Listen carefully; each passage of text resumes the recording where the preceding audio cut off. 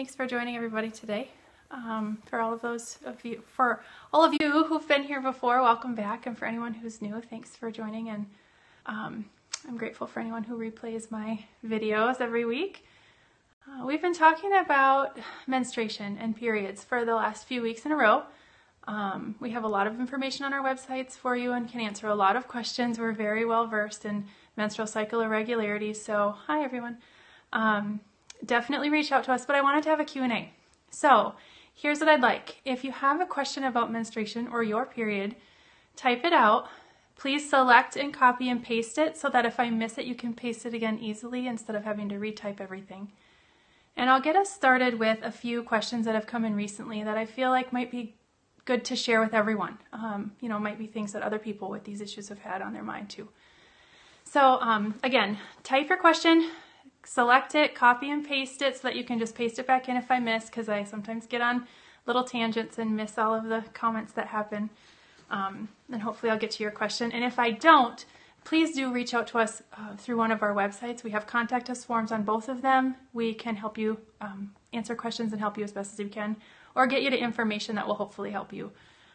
So yeah, there we go. All right, so there are endless ways in which we women experience menstruation. Truly endless. Periods ebb and flow all the time, literally. There are oftentimes women who have different periods month to month to month. That doesn't necessarily mean there's anything wrong. There are some of us who have cycles that shift just barely. Can be a month, or 1 month it'll be a certain number of days, and the next month it'll be a day longer or a day shorter, and that doesn't mean there's necessarily any cause for concern. But I know that there are a lot of concerns when it comes to menstruation and period health, and we hear about them regularly. And even women who have seemingly regular spot-on cycles do have concerns. So know that you're not alone if something's weighing on your mind, but reach out for help. Try to learn what's going on, why it's happening. Hopefully that'll ease your mind or help you know the next step to take. So the first question and comment that I have written down came from a woman with PCOS who has seemingly the exact opposite of a lot of women with PCOS, but PCOS is one of those fertility health issues where periods are different for absolutely everyone who has it. A lot of times we hear I don't have a period. Periods are absent. Ovulation doesn't happen, and that's in part why, but there's other reasons. But we do have some women who reach out to us who have PCOS who have long periods, who seemingly bleed all the time. And that's really worrisome. It's exhausting. They want to know what to do and why that's happening. And there may be a number of reasons, but ultimately it comes down to the fact that it's believed that the hormonal shifts and the hormonal irregularity with PCOS causes the uterine lining to shed unevenly and shed for a longer period of time because it doesn't all come out at once, or at once over a few days' time. It could also be due to estrogen dominance, and that could be causative. So it's important to work to address the PCOS, definitely. Create some sort of long-term PCOS fertility health program, natural PCOS fertility health program. You can work with diet and lifestyle. Certainly you need to be reducing your exposure to excess estrogen, but also using supplements and herbs to help with that too, and help with hormonal balance over the long term. And then there are things that women with PCOS can do to try to help staunch or stop the bleeding at least a little bit. Some things to learn about would be taking extra vitamin C, herbs that are known to be more astringent. Yarrow is one of them off the top of my head, or a product like Slow Flow. Those would all be things to consider learning more about. Certainly talking to a nutritionist or your doctor or a naturopath or herbalist near you if you need someone to talk you through what's going on one-on-one. Following up with your doctor if you're bleeding for a very long time and you're feeling weak, lack of energy. You may need iron. So, eat foods rich in iron. Make sure that you stay on top of your diet being really healthy and full of iron-rich foods and vitamin C-rich foods so your body can absorb that iron. Because the last thing you want to do when you bleed for a long time or you're a heavy bleeder is need to have a blood transfusion. Get to that point. It happens. That's extreme. I don't want to scare you, but I have worked with women who've had to have that done, and that's not cool at all. So you need to be really focusing on building the blood and making sure that you're staying hydrated and you're eating a really nutrient-dense diet and all of those things. So ultimately, to recap, PCOS Women with PCOS often bleed very irregularly. That's very common. What else? We frequently get asked what products you can take when you have your period and what you shouldn't take. This is something that we can walk you through because everyone's going to be taking a different product. But think in terms of these things. So multivitamins, omega supplements, evening primrose oil, any nutritional supplement like an extra vitamin D or extra vitamin C or a B complex, anything that's considered nutritional or foundational of sorts can be taken while you have your period. There's not cause for concern. Superfoods like maca and royal jelly are fine to take while you have your period. An herb like Vitex is fine to take while you're on your period. You're going to read a lot of different people say different ways to use Vitex, but from our founder's research and her use with clients, we know that Vitex can be used during menstruation and all cycle long. Greens powders, protein powders, things like DIM Complete or DIM, which is often used by women with estrogen dominance. Pregnancy prep is a formula of many herbs. Those things can be taken while you have your period. Herbs like shatavari, ashwagandha, saw palmetto. There are many things that you can take, but those are things you can take when you have a period. Can you take Vitex during pregnancy? If you're wanting to take Vitex during pregnancy, you need to be working with an herbalist or a midwife who's familiar with Vitex, obviously, and who can monitor you while using Vitex. There is some research that has been shown that it's safe into the 3rd trimester, but you need to be working with someone who knows you and who knows your pregnancy and who can monitor you and keep you on the right program, the right pregnancy program. It is not an herb to be taken beyond the third trimester or without support in pregnancy. Would long bleeding, more than a week, be a sign of a burst ovarian cyst with PCOS? I don't know. I'll be honest. Typically, ruptured ovarian cysts, if they bleed, not all of them do, it's pretty short-lived. But with PCOS, bleeding is so very different. So it could be the cause. It could also just be the PCOS and the hormonal imbalance. It could be a number of things. So back to my question while I watch for some others to pop up. What is not okay? Or what do you need to use caution in taking when you're on your period? Slow Flow is a product I just mentioned. This would be something to only use during heavy bleeding times. Things that we sell at the Natural Fertility Shop, like Conception's Tea, L-arginine, Fertilica Choice enzymes, Women's Best Friend, these are things that can be used during menstruation unless you have heavy bleeding. Then you need to not use them on your heavy bleeding days. They can be used after, when bleeding is normal or light. Those are things that are not to be used during heavy bleeding days. And some items that are not okay to use when you have your period are castor oil packs, fertility massage, the herb Dong Quai, the herb Tribulus, liver cleansing. Any sort of liver cleansing when you have your period is usually not suggested. Progesterone cream isn't supposed to be used when you have your period. Those off the top of my head are just some things to not use when you're menstruating. So what other questions do you guys have? Keep posting questions. This is great. Some other questions that I've gotten. Should evening primrose oil be taken during your period? It can be.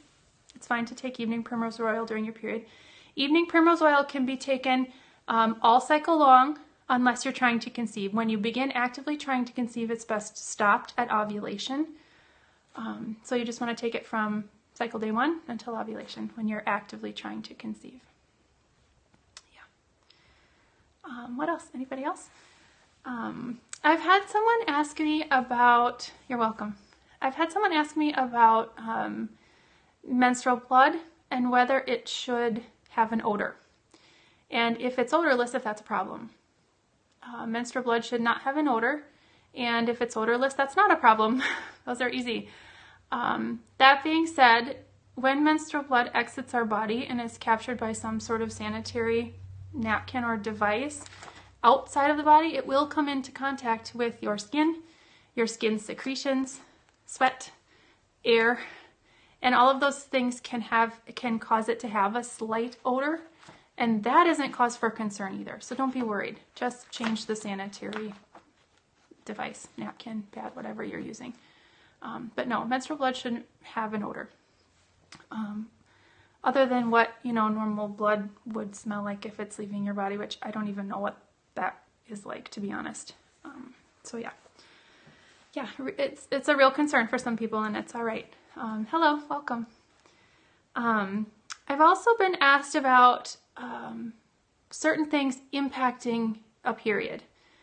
It's important to know that if you've just begun taking an herb or a fertility superfood that nourishes the endocrine system, I am specifically thinking of Vitex and Maca, and you've only taken a few days of these things, and you've seen a period shift or a menstrual cycle shift in some form, it's highly unlikely that the Vitex or Maca did that for you. So many times we hear, I've been taking Vitex, I've taken 400 milligrams for 3 days, and my ovulation is a day late. It had to have been the Vitex. Why did it do that to me? No, it really probably wasn't the Vitex. Vitex is something that takes quite a while to have an impact on hormonal balance and to nourish the endocrine system. It has to be used consistently over time. This is not new news. It's not something that acts very quickly. While it can help reduce PMS symptoms, it's been shown to do that fairly quickly. It's really highly unlikely that it caused any sort of menstrual cycle shift. And the same goes for Maca if you're taking the general suggested dose. Maca is something that can increase energy levels fairly quickly. That's true. It can increase libido fairly quickly. It can help reduce the symptoms of PMS fairly quickly. But it is also another item that is very highly unlikely to cause a period shift if you've only been using it for a little bit of time. Here's the flip side of that coin. If you started taking these things because you're trying to nourish your endocrine system and better your fertility, and there is a shift, that's not necessarily a bad thing. There are certain times when the cycle will shift when using herbs and fertility superfoods, and that's okay. That's kind of what we want. We want there to be a sign that the body's listening and using that item. Hi, welcome. And any shift would be that sign. So stick with it. Let your body learn how to balance and figure it out. Give your body some time and see how things go. Try not to freak out about any shifts. General suggested use of Vitex daily is 900 milligrams to 1,000 milligrams. So 900 to 1,000 milligrams a day, every day of your menstrual cycle, for at least 3 months, often longer. Some women use it longer, but at minimum 3 months. Yeah. Welcome. Thanks for joining. What other questions do you have, you guys? What else? If you're using progesterone cream at a dose that is too high for you, or you're using it at the wrong time of your cycle, it can cause ovulation and period shifts or delays. It's very important to know how to use progesterone cream properly. It works immediately upon beginning to use it. So make sure that you understand how and when to use progesterone cream correctly for yourself, your cycle, whatever you're using it for. That one's really important. Digestion, poor digestion and lack of nutrients can impact the menstrual cycle, can cause periods to be light or heavy, can cause them to be short or long. So if you're not having any fertility health issues that anybody's been able to find, if your diet's not the greatest, it might be important to look into your diet and consider some sort of nutritional evaluation, some sort of nutrition panel or nutrient panel be run just to see if that might be the case. I noticed my last period went over 3 days last time. Usually by the 3rd day I spot brownish. So I don't know, given what you've shared, that that's any reason for concern. It could have been the castor oil pack use that caused your period to shift. But you're not supposed to use castor oil on your period. So did you use castor oil during your period?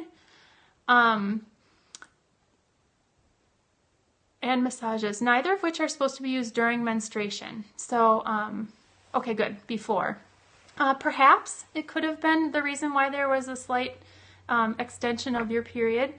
Having a period that is a day or two longer than 3 days is not a worry. Shouldn't be anything to worry about. Brown blood is the sign of blood that wasn't able to come out during your period.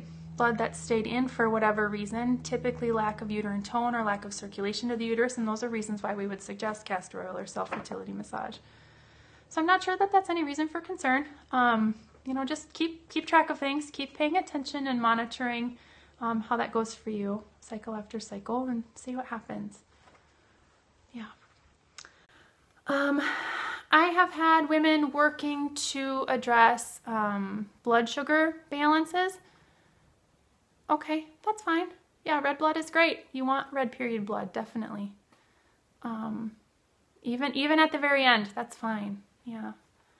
I've had women working to address insulin balance, healthy insulin levels throughout their cycle for a variety of reasons, and also, you're welcome, digestion with licorice. Licorice is an amazing herb. I'm not talking about the black candy. I'm talking about an actual root that is an herb used medicinally. Licorice root is a tough one. It's kind of,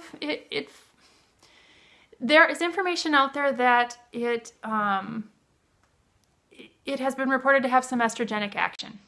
That's always something that throws up gigantic red flags and causes lots of questions for a lot of people, because there are a lot of herbs.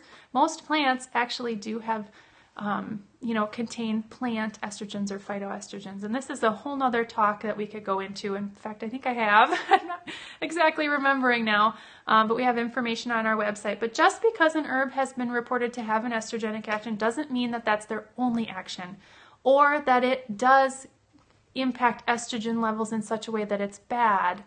You want to be taking things as suggested, not more than what is a general suggested dose. And the way that we use phytoestrogens, herbs, plants that contain estrogens, is not known to impact hormones negatively. Most herbalists wouldn't use them in this way at all. So don't be afraid of using licorice, particularly deglycerized licorice for digestion, or licorice to balance hormone levels, or insulin levels, if you're needing that. But make sure it's right for you. Educate yourself about that herb. If you're going to choose it, make sure you know all about it and know how to use it properly, and you pay attention to what your body's telling you while you're using it. So many of these plants provide a lot more than just the plant estrogen. They're nutrient rich. There's lots of vitamins and minerals and phytonutrients that protect our cells, nourish the systems of the body to help them function at their best, which is ultimately what we're trying to do. Contain fiber, all sorts of different things, enzymes even. And when plants are taken in whole form, all of those things work synergistically to benefit the body, so they're not often cause for concern. That being said, if you have digestive health issues, you're going to want to work on addressing that, figuring out what the issue is and what the cause is. There are so many things that can help soothe digestion if you need that. Gelatin is very popular if you eat animal products. Probiotics, certainly. Slippery elm bark, digestive bitters, fermented foods like kimchi, sauerkraut, kefir or kefir, however you say it. Even some probiotic-rich live organic full-fat yogurts, things like that, are great for digestive health. So yeah, those are some other tips if digestion is an issue. Or nutrient assimilation is an issue. Or immune health is an issue, because the majority of our immune system resides in our gut. So it needs to be functioning properly, not only for that, but for hormonal balance and proper absorption of nutrients. Definitely. All right, does anybody else have any questions? I've been through the 4 questions that I had to bring to the table today. What else about your periods is weighing on your mind?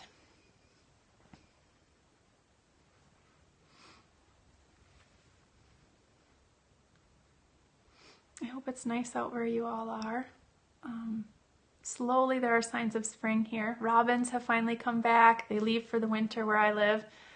There's buds on the lilac bushes, which I'm super excited about. That's a definite sign of spring too here. So it's been nice. Some women experience period changes with the seasons. And while it may not be a direct correlation with the changing weather or the season, it's perhaps more related to a change in activity level, in how much you move, how much you get outside, how much sun you get and vitamin D you get, how much more positive your emotions are, and how much more happy and upbeat and positive you are energetically, which I know might seem kind of woo-woo for some people, but that all has a part in the menstrual cycle. So you could experience some hopefully positive shifts as spring and summer near. What are signs of a cold uterus, and what are the best ways to help someone ovulate regularly? Signs of a cold uterus are perhaps cramping, perhaps light periods, things like that, really short cycles maybe. Those are some of those signs. And regarding ovulation, there are a number of herbs that support hormonal balance so that ovulation can happen regularly on its own. Things like Vitex, Tribulus, Maca, perhaps even royal jelly thrown in there.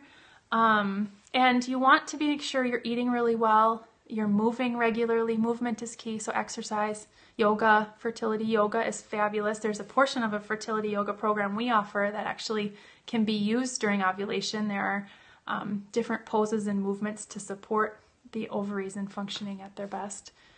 Yeah, things like that. Not unlike what we would suggest in general for anybody, for any other issue, right? When's the best time to discontinue Vitex after finding out you're expecting? Should one wean off? Great question. If you're using Vitex while you're actively trying to conceive, it's first time, you're welcome, hi, welcome. It's first best to find a midwife or an herbalist to work with, because you want to make sure that you're doing the best for you and your baby when pregnancy happens.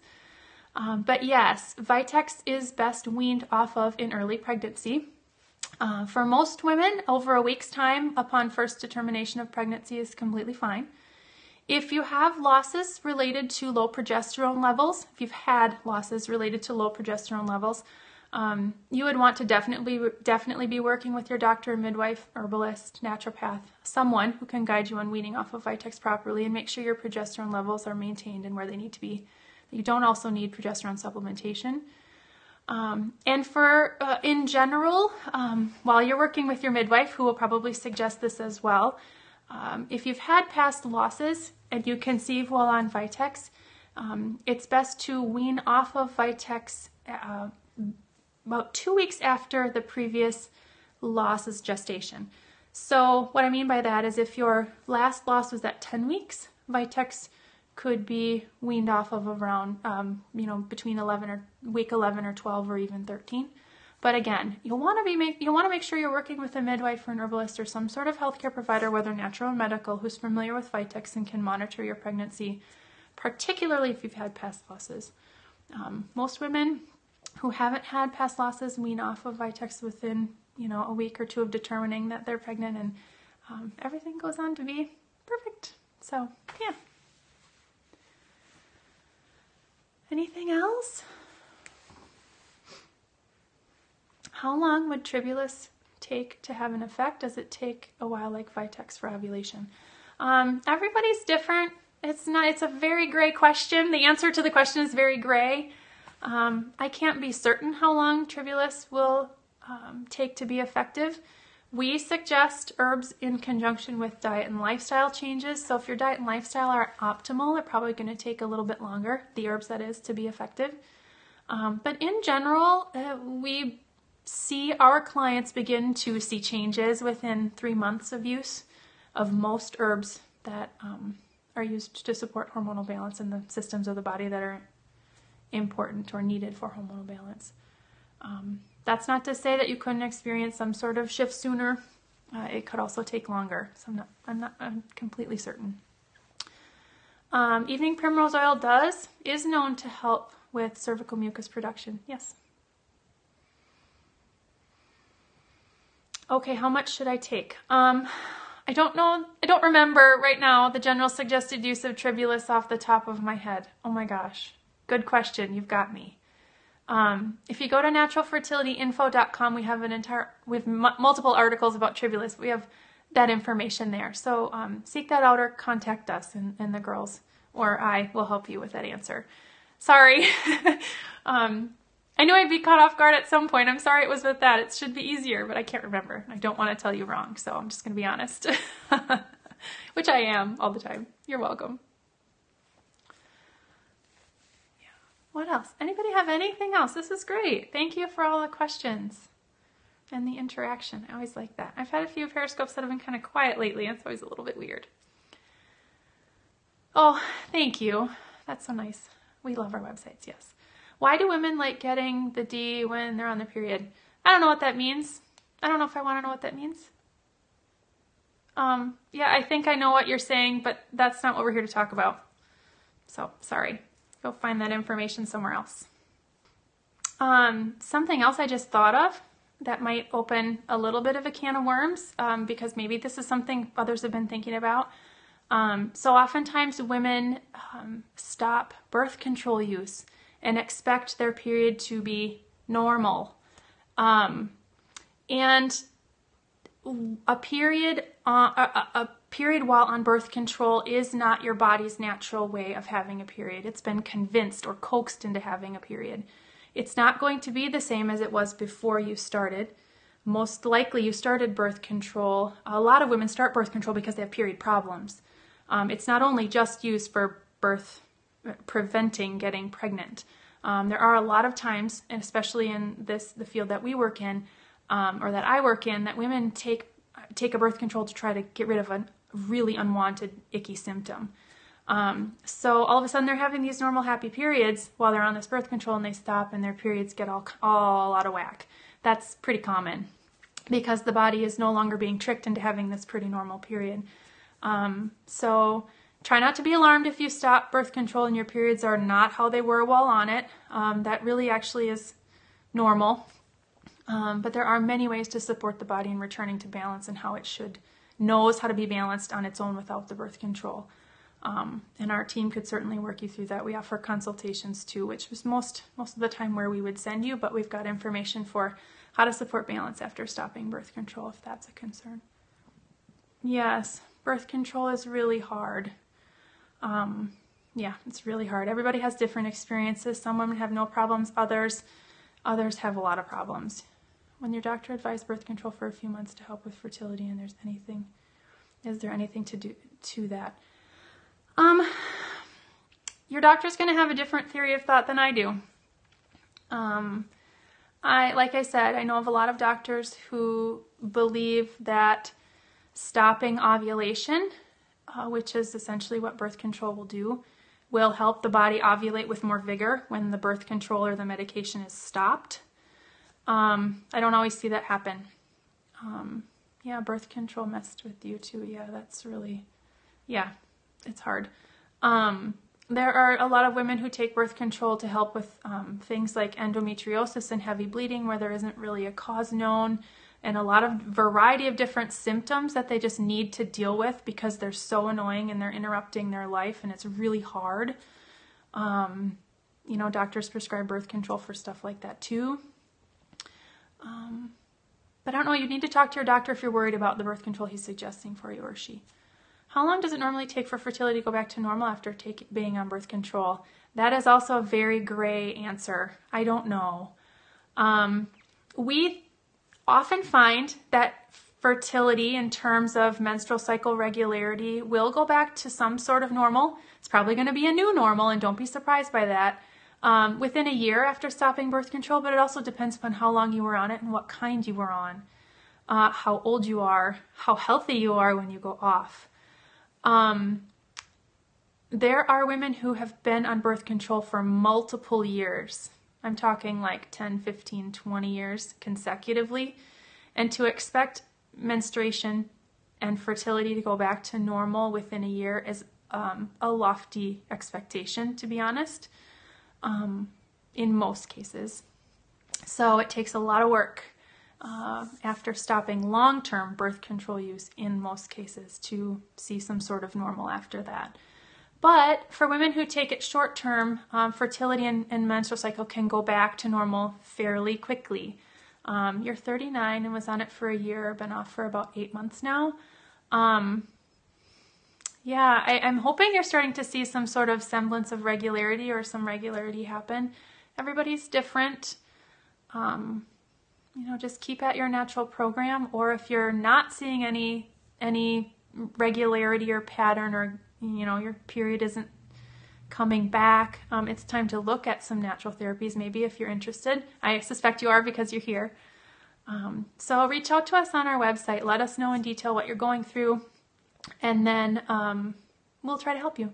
How long does it normally take for fertility to go back to normal after being on birth control? I just talked about that, so you'll have to rewatch. So your periods are regular. That's good. Are you ovulating? Are you tracking for ovulation? Do you know your fertile window? That's important.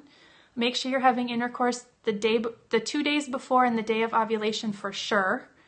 And there wouldn't be probably any harm, given what I know, and I don't know you very well, in working to support uterine health. Some very easy things to do are things like castor oil therapy and self-fertility massage. Those are fabulous ways to support uterine health. It requires you take nothing. They're great for stress reduction. You would want to stop them at ovulation if you're actively trying to conceive, though. So know your fertile window. Try to conceive the 2 days before ovulation and the day of, and consider uterine support from when your period ends until ovulation when you're actively trying to conceive. You baby dance every day. That's not necessary. If you mean every day of your cycle, baby dancing is fine every day of your fertile window. And if you don't know what that is, it's important to learn that. A woman's fertile window are the days in which she could conceive every month, and that's short. It's only about 5 days. The 3 days before ovulation, day of, and sometimes the day after. That's the time frame in which we can conceive every month. Conception isn't likely to happen if you're baby dancing before or after that. So you certainly want to know that time frame. You think you know, but you're thinking of charting. Well, it's important to really know. So it's good that you're thinking of charting, definitely. Or find an app that you like. Learn how to observe cervical mucus changes and detect ovulation by feeling. You can do lots of things. Charting is certainly the best way because it will pinpoint ovulation for you exactly. You'll see it on a chart and be able to track a lot of other things. Charts are super cool. I'm not the best at interpreting them, but I think they're super cool. Anyway, knowing your fertile window for sure is important. Yeah. Is ovulation around cycle day 20 to 24 an issue for healthy pregnancy? It would depend upon, well, you can baby dance for fun. Absolutely. More power to you. If that's where you're at, go for it. I love that. The previous question about ovulating cycle day to 20 and cycle day 20 to 24, it would depend upon the entire length of your cycle. Any tips for charting with PCOS? Yes. No. I'm saying yes because fertile symptoms or signs last a long time. Charting with PCOS is going to be tough. There is a site called Fertility Friend that has PCOS charts to look at, a PCOS charting group, and tips for charting with PCOS. Please go there and sign up. It's free. It's easy. I love it. Go to Fertility Friend for PCOS charting help. They're better than I am. I'm not an expert on charting, nor am I an expert on interpreting them, but Fertility Friend is. That's what they're there for. So check that out. Yeah. Good. Yay. Thanks. All right. This is all great. This is good. Anything else? I don't want you to be worrying about your periods and your cycles. I know that there's a lot of worry out there, but we're here to help. So, you have around a 35-day cycle, and you typically see ovulation on cycle day 20 to 24. No, given what I know, there shouldn't be concern. I say that because if you ovulate on cycle day 20 to 24, most experts believe that a 12-day luteal phase, which is from ovulation until your next period starts, is important. So you've got a 12, slightly longer luteal phase, so that's really supportive and healthy for implantation. So with a 35-day cycle, I don't see that as being an issue, given what I know, of course. All right. Well, I think what I'm going to do is just stop here. You're welcome. Thanks for joining. Thank you everyone for being so interactive. This was fun. It was great to have all of your questions.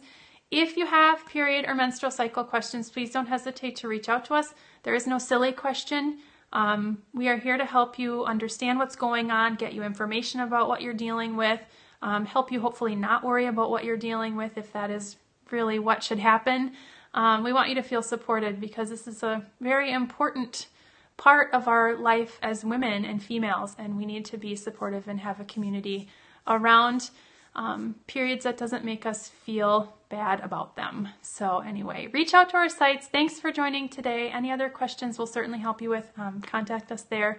You're welcome. Thanks for participating, and I hope you have a fantastic weekend. All right, bye.